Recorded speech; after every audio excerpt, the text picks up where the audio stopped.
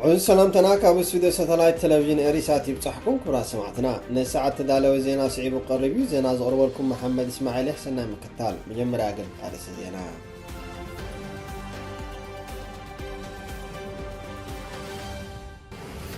بريطانيا كالآي إرتراوي نجزيو كاب متراز كمزدحانه تحبيرو أب سمن إثيوبيا برتو أحد حدا وقع كايد كمزلو تقاليزو إثيوبيان روسيان مسالة يعني كلوراوي ساعات نمعبال سمع تفاريمين أب كتما الفاشر أب تقريبا صحفة يونيسف استفدت مدقعتي شوعات تسبات تقاتلهم أب كتما مغاديشو أب مدبر بوليس دحري استفدت مدقعتي أسرات هديمهم بريزيدنت كينيا ويليام روتو أفريقيا أب بايتو تتتا قواماوي منبر كلوا حتيتو بريزيدنت فرنسا نبر نيكولاس ساركوزي نحمشت عامتات مأسرتي فريدو زوزو سبب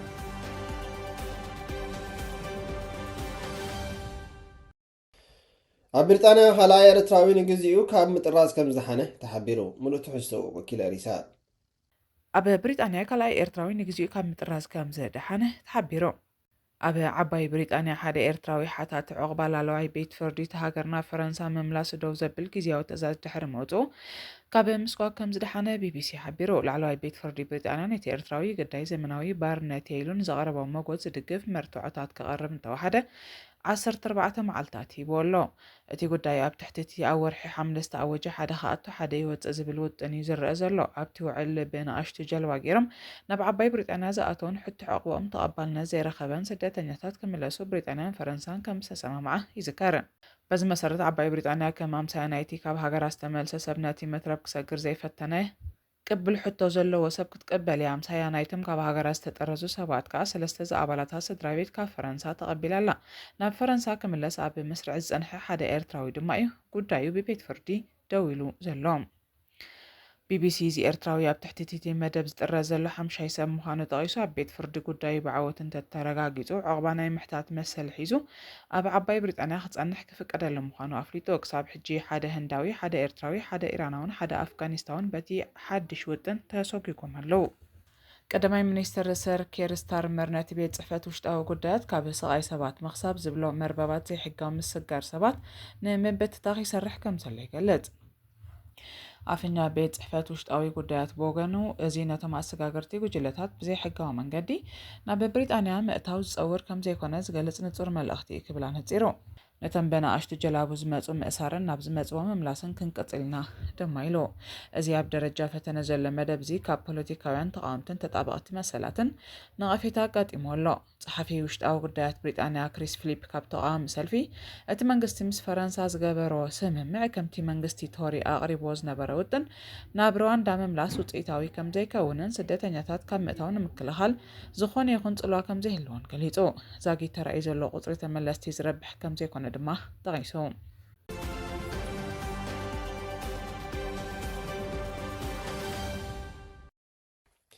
ኣብ ሰሜን ኢትዮጵያ ብርቱዕ ሓደ ሕዳዊ ውግእ ይካየድ ከም ዘሎ ተገሊጹ ምሉእ ትሕሱ ወኪል ሪሳል ኣብ ሰሜን ኢትዮጵያ ብርቱዕ ሓደ ሕዳዊ ውግእ ይካየድ ከም ዘሎ ተገሊጹ ኣብ ክልል ኣምሓራ ዞባ ሰሜን ወሎ ወረዳ ጊዳን ካብ ረቡዕ 24 መስከረም ጀሚሩ ኣብ መንጎ ሓይልታት መንግስቲ ኢትዮጵያን ዕጡቓት ፋኖን ከቢድ ውግእ ይካየድ ከም ዘሎ ዶይቼ ቬለ ሓቢሩ ኣብቲ ዝካየድ ዘሎ ውግእ ክሳብ ሕጂ ካብ ክልቲኦም ወገናት ብኣማይ ዝቑፀሩ ወተሃደራት ከም ዝሞቱን ዝተወግኡን ዝተማረኹን ከም ዘለውን ዶይቼ ቬለ ነበርቲ ናይቲ ከባቢ ብምጥቃስ ኣፍሊጡ እቲ ግጭት ካብ ትማሊ ንግሆ ጀሚሩ ኣብ ርእሰ ከተማታ ወረዳ ሙጀ ይቕፅል ከም ዘሎ ድማ ኣመልኪቱ ኣብዚ እዋን እዚ ዕጡቓት ፋኖን ከተማ ሙጃ ተቆፃፂሮም ከም ዝርከቡን ነበርቲ እታ ከተማ እቲ ግጭት ክሳብ ዝሃድእ ኣብ ገዝኦም ተዓፅዮም ከም ዘለውን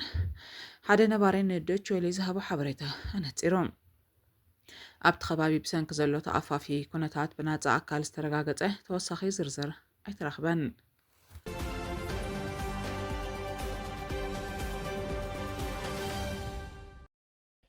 ኢትዮጵያን ሩስያን መሳለጥያ ኒኩለራዊ ፀዓት ንምምዕባል ስምምዕ ተፈራሪመን ምሉእ ትሕዝትኡ ወኪል ሪሳል ኢትዮጵያን ሩስያን ናብ ኢትዮጵያ መሳለጥያ ኒኩሌራዊ ሓይሊ ንምምዕባል ስምምዕ ከም ዝተፈራረማ ሮይተርስ ሓቢሮም። እቲ ስምምዕ ኣብ መንጎ ኒኩሌራዊ ኮርፖሬሽን ሩስያ ሮዞቶምን ኮርፖሬሽን ሓይሊ ኤሌክትሪክ ኢትዮጵያን ተፈሪሙ። እቲ ትማሊ ሐሙስ በዋና ኣካያዲ ስራሕ ሮዞቶም ኣሌክሲ ሌኮቾቭን ሚኒስትር ጉዳያት ወፃኢ ኢትዮጵያ ጌዲዮን ጢሞቴዎስን ኣብ ኣዲስ ኣበባ ዝተፈረመ ሰነድ ስምምዕ ኣካል ናይቲ ኣብ ቀዳማይ ህንፃ ክረምሊን ኣብ መንጎ መራሒ ሩስያን ቀዳማይ ሚኒስትር ኢትዮጵያን ዝተኻየደ ዝርርብ ምዃኑ ስፑትኒክ ሓቢሩ። እቲ ሰነድ ቴክኒካውን ቁጠባውን መሰረት ናይቲ ፕሮጀክት ንምምዕባል ዝሕግዝ መርሓ ጎደና ዘቐመጠን ነቲ ኣብ መጻኢ ኣብ መንጎ መንግስታት ዝካየድ ስምምዕ መንገዲ ዝጸርግን ምዃኑ ተሓቢሩ። ብተወሳኺ ክልቲኦም ወገናት ንሰራሕተኛታት እቲ ፕሮጀክት ኣብ ምምርሕን ኣብ ምምዕባል ጽላት ኒኩሌርን ዘድሃበ ስልጠና ክወሃቦም ተሰማሚዖም ኣለዉ። እቲ ፕሮጀክት ነዊሕ እዋን ጸንሐ ውሕስነት ጸዓት ኢትዮጵያ ንምሕያልን ንዓበይ ዝኸይድ ዘሎ ጠለ ውሽጢ ሃገር ንምምላእን ዝዓለመ ምዃኑ ድማ ሰበስልጣን ይገልጹ። ቅድሚ ሕጂ ሚኒስትር ዕደና ኒጀር ዑስማን ኣባርቺ ሃገር ምስ ሮዞኣቶም ብምትሕባር 2,000 ሜጋዋት ዝዓቕሙ ኒኩሌራዊ ሪኣክተራት ክትሃንጽ ከም እትደሊ ገሊጹ ምንባር እዩ ዝገር። እዚ ድማ ሩስያ ናብ ዕዳጋ ጸዓት ኣፍሪቃ ትገብሮ ዘላ ሰፊሕ ድፍኢት እውን ዘንጸባርቕ ምዃኑ ተዓዘብቲ ይገልጹ።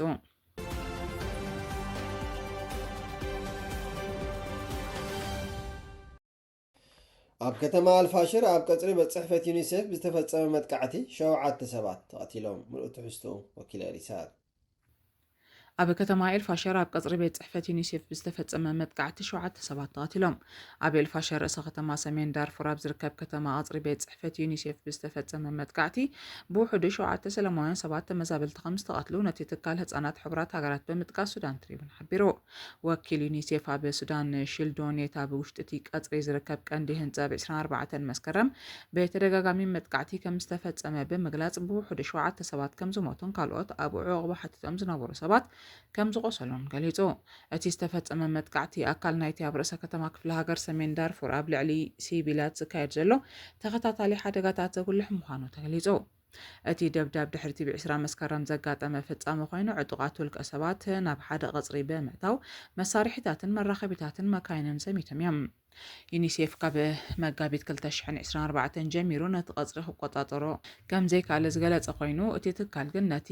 ቀጽርን ንብረትን ብመሰረት ፍሉይ መሰላትን ናጽነትን ሕቡራት ሃገራት ክሕሎ ከም ዝግባእ ኣስሚሩ። ኣብቲ ከተማ ዘሎ ህንጻ ኣብ ትሕቲ ከበባ ሓይልታት ቅልጡፍ ደገፍ ከም ዘለዎን በቲ ውግእ ዝተመዛበሉ ሰላማውያን ሰባት ከም መጽለሊ ይውዕል ከም ዝነበረ ይግለጽ። ካብ ወርሒ ነሓሰ ጀሚሩ ሓይልታት ቅልጡፍ ደገፍ ኣብ ልዕሊ ኤልፋሸር ብመዳፍዕን ሰብ ኣልቦ ነፈርትን መጥቃዕቲ ኣሓይሉ ይቕጽል ኣሎ። እቲ ካብ ግንቦት 2024 ጀሚሩ ነታ ከተማ ንምሓዝ ዝጽዕር ዘሎ ሓይልታት ቅልጡፍ ደገፍ ዕዳጋታት፣ ድኳናት፣ ምንጭ ማይን ትካላት ጥዕናን ከይተረፈ ብምዕናው ነታ ከተማ ናብ ዝገደደ ሰብኣዊ ቅልውላው ሸሚሞ ይርከብ። ዩኒሴፍ ንኩሎም ተዋጋእቲ ወገናት ንሲቪላት ሲቪላዊ ንብረት ሰብኣዊ ቀጽርን ሰራሕተኛታትን ከኽብሩን ክከላኸሉን ፀዊዑ። ወሲኹ ድማ እቲ መጥቃዕቲ ኣብታ ከተማ ተኸቢቦም ዝጸንሑ 130,000 ዝግመቱ ህጻናት ዝውሃብ ሓገዝ ኣብ ሓደጋ ከም ዘእቱ ኣጠንቂቑ። እቲ መጥቃዕቲ ብመን ከም ዝተፈጸመ ግን ዝተገልጸ ነገር የለን።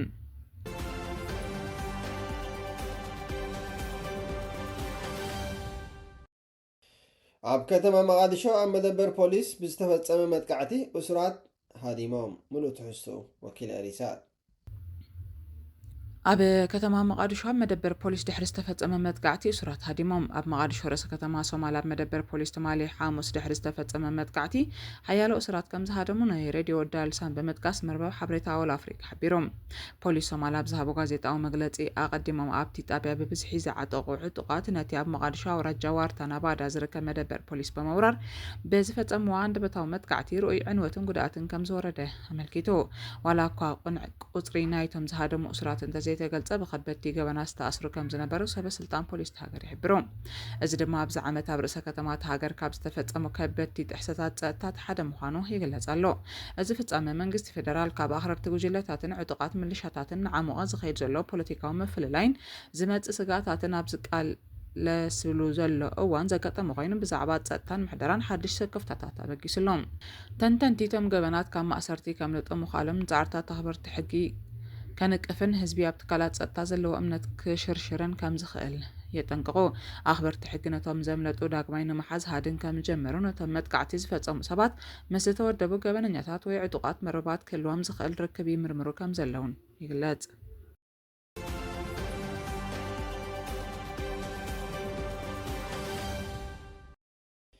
ፕሬዚደንት ኬንያ ዊልያም ሩቶ ኣፍሪቃ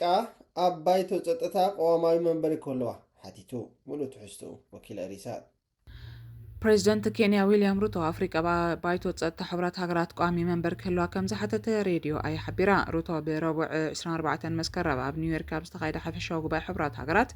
ንመራሕቲ ዓለም ኣብ ዘስምዖ መደረ ንኣፍሪቃ ካብ ባይቶ ጸጥታ ምግላል ዘይቀብሉን ዘይፍትሓውን ምዃኑ ብምግላጽ ኣፍሪቃ ባይቶ ጸጥታ እንተወሓደ ክልተ ቀወምቲ መንበርን ክልተ ዘይቀወምቲ መንበርን ክህልዋ ከም ዝግባእ ተሓሳሲቦ ድምፂ 54 ሃገራት ዕሽሽልካ ውድብ ሕብራት ሃገራት ኢልካ ምጽዋዕ ኣይካልን ዝበለት ፕሬዚደንት እታ ሃገር ኣብ ባይቶ ጸጥታ ድምፂ زي مهلوان تأمانت حبرات هجرات زاد دخل مهان قليزهم أسعبوها أفريقيا نبعلا أبا زي من رجاء تشميماز بز حاجة نبايت تتشكيما حيا لعق أبت السلام حيلتات عالمنا بركتت كلا أبت بيت مخريق وعمي من برزي بلا أنكو أحجر كوينات قتل كم زلا من كيتو ودب حبرات هجرات أجر داس خوينو كقتل أنت خوينو تدحر كوينات شحن شعت 245 استجابر مدلوات حيل زي كونس نايلهم عالماوي يكونوا نتكن تبارك كم زلوا أتي بريزيدنت أسميرو أبي مودة أتخاب من معبال زركبة هاجرات دحر داقين بزعبة عالماوي فتحوا النتن محدرانا بسكبر كتعات تحلقي تعذبتي مخان كم زي بالله بيتري كليتو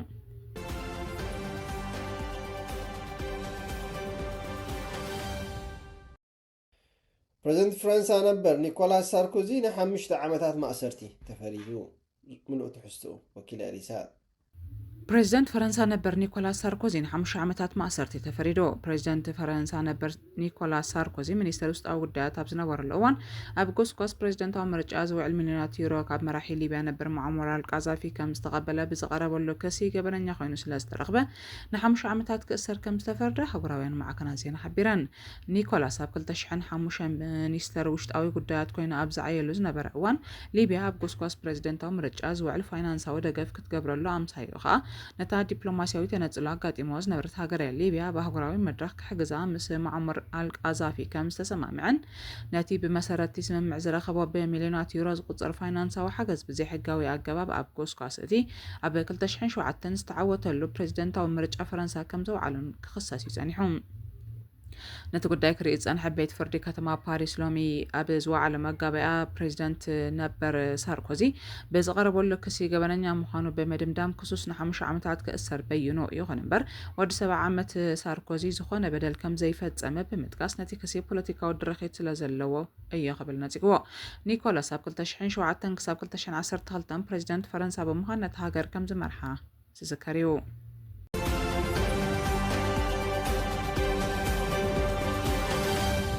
زينا سبورت تمالي حاموس 25 مسكرم وابستسلاسل شامبيون قدم بشكلة عالم كل تشحن 25 ابناي تحت 23 عام دقانستيو نهاجرايت كانتا ايرتراو كلاس تساتفت موناليزا ارآيا حيال تودادريت كوينا كو قريبا تنبرت ابي مودعتا زوريا كن ستحزلا غزي لعلكوتا غزي بمخانو مسكالو تقدادمتي بممرحي UCI وددراخه تقارص تقديدا كابتي 219 كيلومتر ان لعلي 100 كيلومتر استوعزت موناليزا مستن لعلم دزلون نايور للتور تقدادمتي توداديرا زتبابع من قصاص هريا ابتزنا برحيال وددر 35 تقدادمتي تراين مزازمي حنصاص ريزن أبي مودعتا خا فرنساوي تقدادمتي سيليا غيري شامبيون عالم تحت 23 بمخان ورق ميدالية تشليما موناليزا نايكل تشحن 22 كمون 25 شامبيون قدم مشكلة ايرترا نايت ارجع وددر عودتي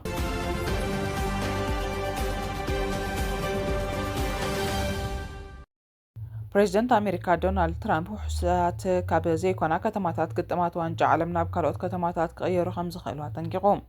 بريزيدنت أمريكا كاب كل تشحن 26 ناب أمريكا كاب زكايدو قدمات كابتن زي وحسات كتماتات نابتن وحسات كتماتات اتي قدمات كقعز كم زخيل أتنقيقوم ناتي 40 شمونتن هاجرات ساتفو وانجا عالم كل تشحن 26 أمريكا مكسيكون كنادانين كايدوم أمريكا دما كابتن 204 قدمات مسفصامه صوتا حويسكا 78 قدم كتنقديا بزعبا كتما ممرات يخون كالوت قربات مدلاو حلافنت فيفا كونت خنا ترامب كنت حساب أقريب ولو وانج عالم كل تشحن 26 بستفلالي 10 كتماتات أمريكا كايد مخانو تفليتو بسلفي ديمقراط بسفي حزم حضرا كتماتات سياتلن سان فرانسيسكو نفس وكفن 6 قدمات كانقداين ካልእ ብሰልፊ ዲሞክራት ትዕብለል ከተማ ሎስ አንጀለስ 8 ግጥማት እተአንግድ ኮይና ኦሎምፒክ 2028 ከተአንግድ ምዃና ይፍለጥ። ዕጫ ምድብ እቲ ካብ 11 ክሳብ 19 መስከረም ዝካየድ ዋንጫ ዓለም ካብ 5 ታሕሳስ ኣብ ዋሽንግተን ዲሲ ክካየድ እዩ።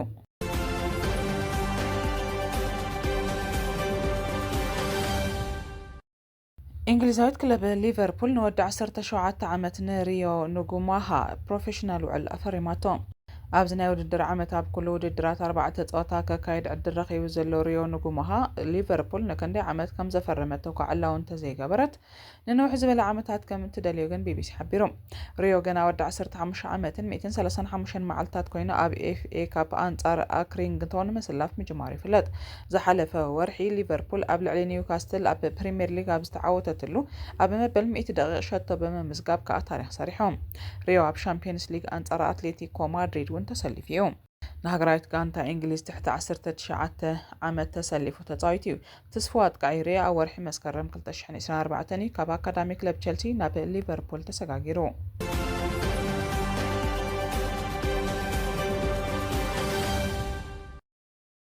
መበል ሻድሻይ ሰሙን ግጥማት ፕሪምየር ሊግ ካብ ቀዳም 27 መስከረም ክሳብ ሶኒ 29 መስከረም ብ10 ግጥማት ክቕፅል እዩ። ቀዳም ዘካየዱ ግጥማት ክሪስታል ፓላስ ምስ ሊቨርፑል፣ ብሬንትፎርድ ምስ ማንቸስተር ዩናይትድ፣ ቸልሲ ምስ ብራይተን፣ ማንቸስተር ሲቲ ምስ በርንሌይ ከምኡውን ቶተንሃም ምስ ወልቭስ ክኸውን እዩ። ሰንበት ድማ ኒውካስትል ምስ ኣርሰናል፣ ኣስቶን ቪላ ምስ ፉልሃም ክጋጠማ እየን። ሊቨርፑል ብ15 ነጥቢ ነቲ ሊግ ትመርሖላ። ክለብ ባርሴሎና ካብ ድሕሪት ተበጊሳ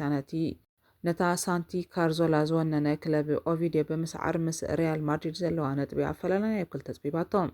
ንወዲ 40 ዓመት ናይ ቅድም ዋሓላ ከፋፋሊ ኣርሰናል ነበር ሳንቲ ካርዞላ ወኒና ዘላ ክለብ ሪያል ኦቪዲዮ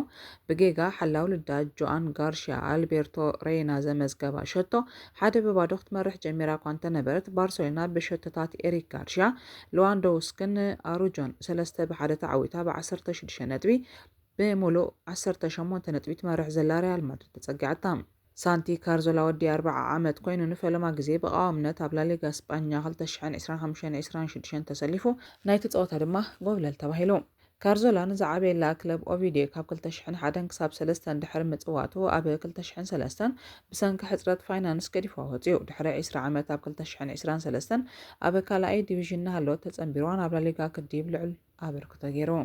ንላሊጋ ትመርሖ ዘላ ክለብ ሪያል ማድሪድ ኣብ ደንቢ ማድሪድ ኣንጻር ኣትሌቲኮ ማድሪድ ጽባሕ ቀዳም ከቢድ ግጥም ከተካይድ እያ። ባርሴሎና ሰንበት 28 መስከረም ምስ ሪያል ሶሲዳድ ድሕሪ ምጽዋት ዝመጽእ ረቡዕ ኣንጻር ሻምፒዮን ኤውሮጳ ፓሪስ ሴንት ጀርመን ተካይዶ ከቢድ ፀወታ ሻምፒዮንስ ሊግ ኤውሮጳ